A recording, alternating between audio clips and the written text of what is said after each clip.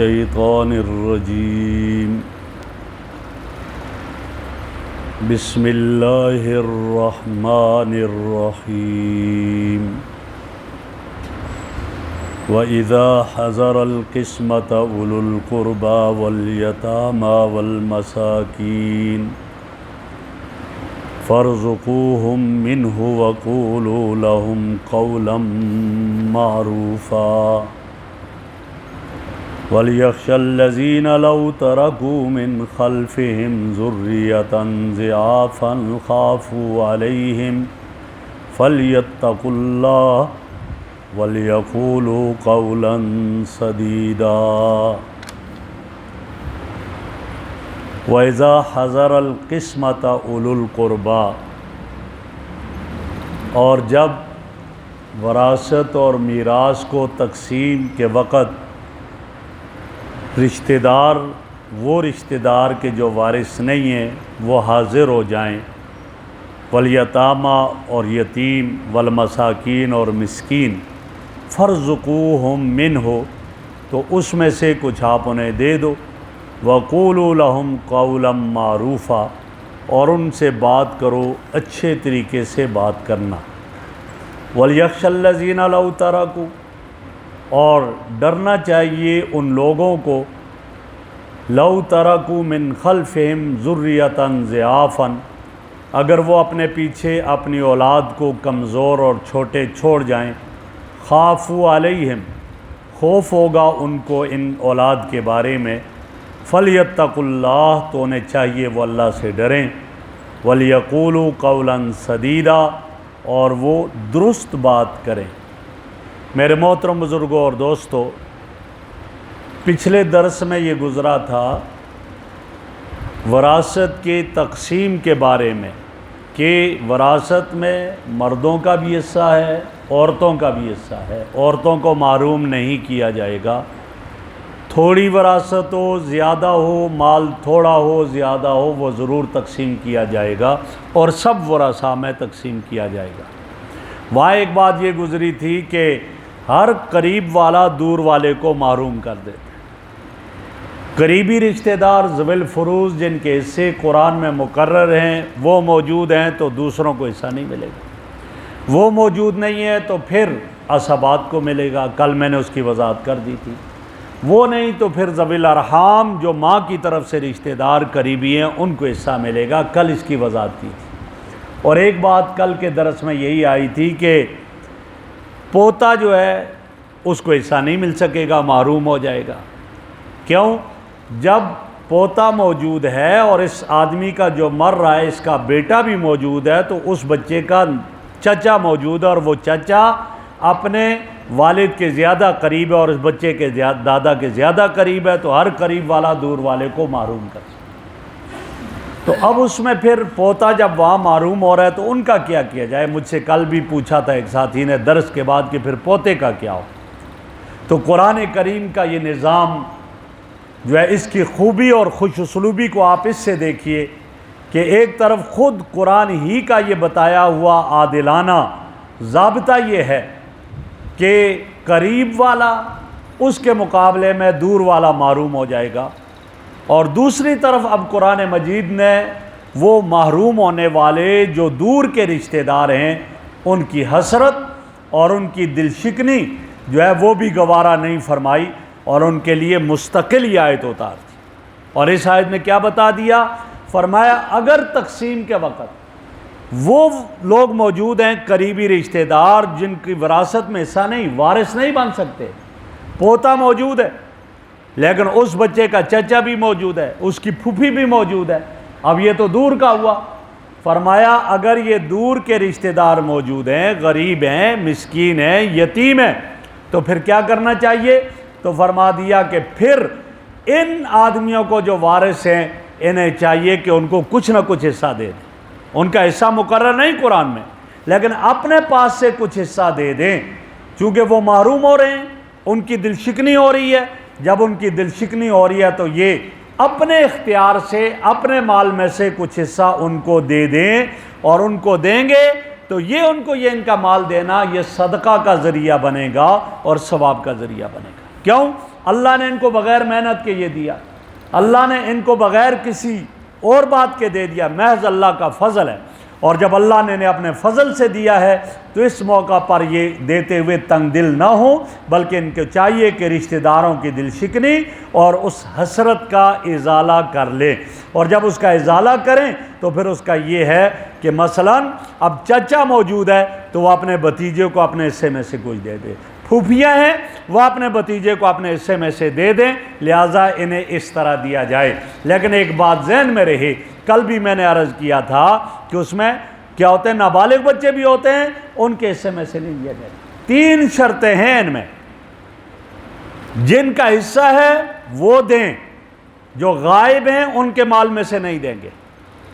لہٰذا اپنے حصے میں سے انہیں دے سکتے ہیں، کیوں؟ اپنے اختیار سے دیں گے، ان کا اپنا حصہ ہے۔ اور غائب اگر کوئی ہے، سارے حاضر ہیں تو دیں گے، غائب والا کوئی نہیں دے سکے گا، کیوں؟ اس لیے کہ غائب کے مال میں ان کو تصرف کا حق حاصل نہیں۔ دوسری شرط یہ ہے سارے بالغ ہوں، نابالغ کا حصہ نہیں دیا جائے گا، جو بالغ ہیں وہ اپنے حصے میں دے، کیوں؟ اس لیے کہ نابالغ کی اجازت کا اعتبار ہی شریعت میں نہیں ہے، جب تک وہ بالغ نہ ہو جائے اس کی اجازت کا اعتبار نہیں ہے، لہذا نابالغ کے حصے میں سے نہیں دیا جائے گا۔ اور تیسری شرط یہ ہے کہ جو بالغ ہیں وہ دے رہے ہیں تو سارے راضی ہوں، اگر ان میں کوئی راضی نہیں ہے دینے پر تو اس کا حصہ نہیں دیا جائے گا، صرف جو راضی ہیں وہ اپنے حصے میں سے دیں، تو اپنے مال میں سے کچھ دے دیں تاکہ ان کی حوصلہ افزائی ہو جائے، ان کی دل جوئی ہو جائے، ایسا انہوں کر لینا چاہیے۔ اور یہ اس طرح گویا ان کو کچھ نہ کچھ حصہ دے دیں۔ اور آگے ارشاد فرمایا کہ اگر ایسی بات ہے کہ فَارْزُقُوا مِنْهُ وَقُولُوا لَهُمْ قَوْلًا مَّعْرُوفًا، اور اگر نہیں دیتے اس میں سے کچھ نہیں دیتے تو پھر کیا کریں؟ اس سے اچھے طریقے سے بات کریں، انہیں سمجھائیں، اور کیا سمجھائیں؟ سبب بتائیں، وجہ بتائیں کیوں نہیں دے رہے۔ بھائی اس میں نابالغوں کا حق بھی ہے، ہم آپ کو نہیں دے سکتے نابالغ کا حصہ، ان میں غائب لوگوں کا حق ہے، ہم آپ کو نہیں دے سکتے، ان میں تو ان لوگوں کا بھی حق ہے جو راضی نہیں ہیں، اب ہم اس لیے نہیں دے سکتے، آپ ناراض نہ ہونا، اس چیز کا خیال رکھیں۔ اور بعض مفسرین نے اس میں یہ بھی کہا کہ کچھ اپنی طرف سے حصہ دے رہے ہیں اور اس پر وہ کہہ نہیں جی ہمیں تھوڑا دے رہے ہو، تو ان کو سمجھائیں اچھے انداز سے کہ بھائی آپ کا تو حصہ ہی نہیں، آپ تو وارث ہی نہیں تھے، یہ تو ہم اپنی طرف سے آپ کو دے رہے ہیں، آپ کے ساتھ مدد کر رہے ہیں، تعاون کر رہے ہیں، یہ ہم اپنی طرف سے دے رہے ہیں، لہٰذا اس کو آپ غنیمت سمجھ لو اور اس کو دے دینا چاہیے۔ آگے فرمایا وَلْيَخْشَ الَّذِينَ لَوْ تَرَكُوا مِنْ خَلْفِهِمْ، ان لوگوں کے بارے میں جو یتیموں کے سرپرست مقرر ہیں، انہیں کہا کہ انہیں بھی دل میں خوف رکھنا چاہیے۔ کیا خوف رکھنا چاہیے؟ انہیں چاہیے وہ یہ سوچیں کہ بھائی میرے چھوٹے چھوٹے بچے رہ گئے، میں مر گیا، اب میرے بچوں کے ساتھ لوگ کیا سلوک کریں گے۔ اب وہ سوچے اگر آج میں ان یتیموں کے ساتھ برا سلوک کرتا ہوں، کل میرے بچوں کے ساتھ دوسرے ایسا ہی کریں گے، لہٰذا مجھے ان یتیموں کا خیال رکھ کر ان کے ساتھ اچھا سلوک کرنا چاہیے تاکہ میرے بچوں کے ساتھ بھی اچھا سلوک ہو۔ فرمایا ان کے دل میں یہ خیال ہونا چاہیے اور خوف خدا ہونا چاہیے کہ آج میں اگر کسی کے یتیم کے ساتھ یہ معاملہ کر رہا ہوں، کل میرا بچہ چھوٹا ہوگا اس کے ساتھ بھی یہی معاملہ ہوگا۔ کیوں؟ نبی اکرم صلی اللہ علیہ وسلم کا ارشاد ہے لا یؤمن احدکم حتی یحب لاخیہ ما یحب لنفسہ، اس وقت تک یہ مومن کامل نہیں ہو سکتا جب تک کہ اپنے بھائی کے لیے وہ پسند نہ کرے جو اپنے لیے پسند کرتا ہے۔ اپنے یتیم بچے رہ جائیں ان کے لیے تو پسند کر رہا ہے کہ ہر ایک ان کا خیال کرے، ان کو نہ تڑپایا جائے، ان کو نہ ترسایا جائے، ان کی ضروریات کو پورا کیا جائے۔ بھائی آپ اپنے بچوں کے بارے میں یہ خیال کرتے ہیں تو جو یتیم آپ کی کفالت میں آئے ہیں ان کے ساتھ بھی ایسا سلوک کرنا۔ یہ سوچو کہ اگر یہ میرے بچے ہوتے تو میں ان کے بارے میں کیا سوچتا، ان بچوں کو اپنے بچوں کے درجے میں رکھ کر پھر سوچو اور ان کے ساتھ وہ معاملہ کرو جو اپنے بچوں کے ساتھ معاملہ کرتے ہو۔ فرمایا یہ خوف رکھنا چاہیے۔ اور دوسرا یہ بھی اس میں بعض مفسرین نے کہا کہ ایک آدمی مرنے والا ہے، اب وہ مرتے وقت ایک خیال رکھنا چاہیے کہ اس کے چھوٹے چھوٹے بچے پیچھے رہ رہے ہیں، تو اگر وہ اپنا سارا مال بھی صدقہ کر دینا چاہ رہا ہے اس کو سمجھایا جائے نہیں بھائی اپنے بچوں کا خیال کرو، سارا صدقہ نہ کرو۔ نبی اکرم صلی اللہ علیہ وسلم کے پاس ایک صحابی آئے اور انہوں نے کہا یا رسول اللہ میں اپنا سارا مال صدقہ کرتا ہوں، فرمایا نہیں۔ کہا آدھا مال صدقہ کرتا ہوں، فرمایا نہیں۔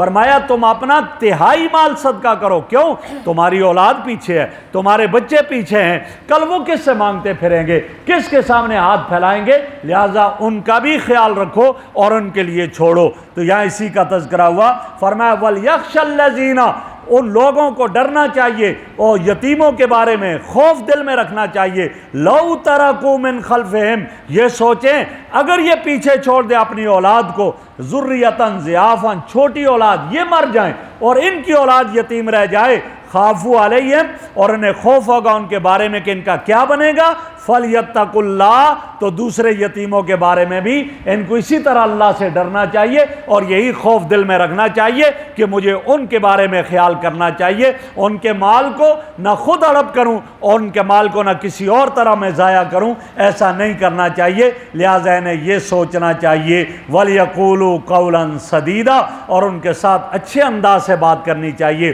درست بات کرنی چاہیے، یہ نہیں کہ ان کو بار دے ہاں جی خالی ہو کر بیٹھ جاؤ سارے کا سارا صدقہ کر لو، نہ، ان کو سمجھایا جائے بھائی تمہارا مال ہے، اپنے مال کو ضائع نہ کرو، کل تم نے آگے زندگی بسر کرنی ہے، تم آگے بڑے ہوگے، کس کے سامنے ہاتھ پھیلاؤ گے، لہٰذا اس کا خیال رکھا جائے۔ آگے فرما دیا وَإِنَّ الَّذِينَ يَأْكُلُونَ أَمْوَالَ الْيَتَامَى ظُلْمًا، وہ لوگ جو یتیموں کا مال ظلماً کھاتے ہیں، ناحق کھاتے ہیں، زبردستی کھاتے ہیں، إِنَّمَا يَأْكُلُونَ فِي بُطُونِهِمْ نَارًا، وہ اپنے پیٹوں میں آگ ڈالتے ہیں، جہنم کی آگ کھا رہے ہیں، وَسَيَصْلَوْنَ سَعِيرًا، اور ان قریب وہ بھڑکتی ہوئی آگ میں پہنچیں گے۔ یہاں یتیم کا مال کھانے کے بارے میں شدید مذمت کی گئی ہے اور یہ کہا گیا کہ ان کا مال نہ کھایا جائے۔ ایک تفسیر مفسرین نے یہ کی ہے، فرمایا یہ اشارہ اور کنایہ ہے کہ یتیم کا مال آدمی ہڑپ کرتا ہے، یتیم کے مال کو ضائع کرتا ہے، اپنے تصرف میں لاتا ہے، وہ سوچ لے کل اس کے بدلے میں اس کو جہنم کی آگ میں جلنا پڑے گا، لہٰذا وہ جہنم میں جائے گا، اس کی طرف اشارہ ہے۔ اور دوسری تفسیر یہ کی، فرمایا نہیں، وہ حقیقتاً جہنم کے انگارے کھا رہا ہے۔ فرمایا جس طرح آپ دیکھیے گا کہ ایک جو ہے وہ جس سے آپ کہیں ایک ماچس کی تیلی، اب وہ آگ تو بظاہر نہیں ہے لیکن وہ حقیقت میں آگ ہے۔ کیسے کوئی کہتا ہے تو نے آگ ہاتھ میں اٹھائی ہے، کہا جائے گا کہاں آگ ہے، لیکن اسی کو ذرا تھوڑا دہکایا جائے تو آگ ہو جاتی ہے۔ فرمایا یہ یتیم کا مال بھی قیامت کے دن انگارے بن کر اس کے حلق سے نیچے جائے گا۔ جب یہ اس کے حلق سے یہ جا رہا ہے، یہ سمجھ لے یہ جہنم کے آگ کے انگارے جا رہے ہیں۔ نبی اکرم صلی اللہ علیہ وسلم نے فرمایا کہ قوم ایسی آئے گی جس کے منہ سے انگارے جو ہے نکل رہے ہوں گے، آگ کے شعلے نکل رہے ہوں گے۔ صحابہ نے پوچھا یا رسول اللہ وہ کون لوگ ہوں گے؟ فرمایا وہ لوگ ہیں جو یتیموں کا مال کھا رہے ہیں اور ان کے وہ مال انگاروں کی صورت میں اور آگ کے شعلوں کی صورت میں ان کے پیٹ سے آئے گا اور ان کے منہوں سے آئے گا، ان کی ناک سے آئے گا، ان کی آنکھوں سے آئے گا، یہ اس کے ساتھ کیفیت ہوگی۔ تو یہاں فرما دیا کہ وہ لوگ جو یتیموں کا مال ناحق کھاتے ہیں، ظلم کر کے کھاتے ہیں،